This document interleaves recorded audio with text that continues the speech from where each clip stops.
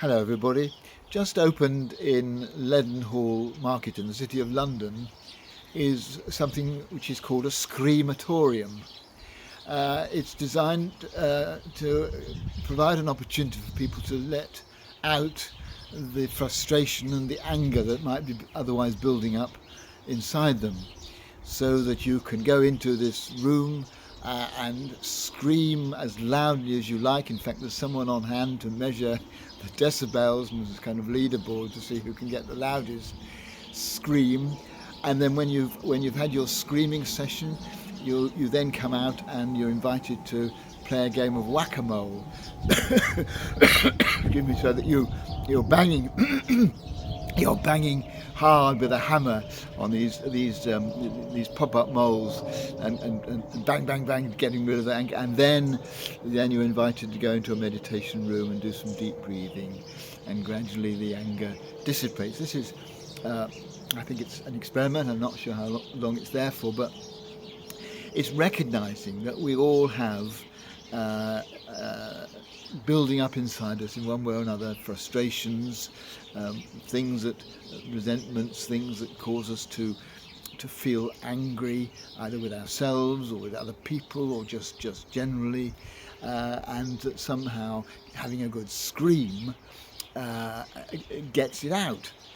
And indeed, I think that's partly true, and certainly we do need some way of letting it out. I think if we bottle up our anger, then there's a great danger that it comes out in passive aggressive ways, that we say and do things which can be deeply unkind, often not to the people who are the cause of our anger, but we can behave in ways that can be very aggressive, quietly aggressive, because we haven't dealt with the deeper feelings of anger. One of the interesting bits of psychology on the subject of anger is to distinguish between anger and rage. Anger is, she says, Susan Parker Hall says, is a response to an immediate something that sparks something off, and you something comes up inside you, and it's like any other emotion, like sadness or joy. It just somehow is there and is in response to some external stimulus. Whereas rage is something that is there inside us.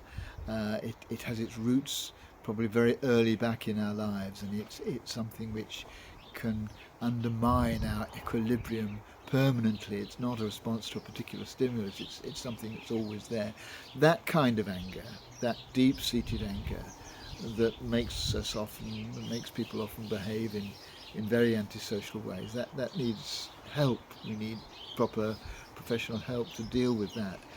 But the other kind of anger, the more superficial one, which is just a response to a particular stimulus, I think we all need to find out, and probably all have our own ways of dealing with. And it might be screaming, it might be punching a pillow, it might just be talking about it, or it might just be identifying it and saying to ourselves, I am angry because of this, because that takes some of the edge off it. But whatever we do, I think we need to recognise when we're feeling angry, and make sure that we do deal with it, so that it doesn't come out in very antisocial and often unpleasant ways.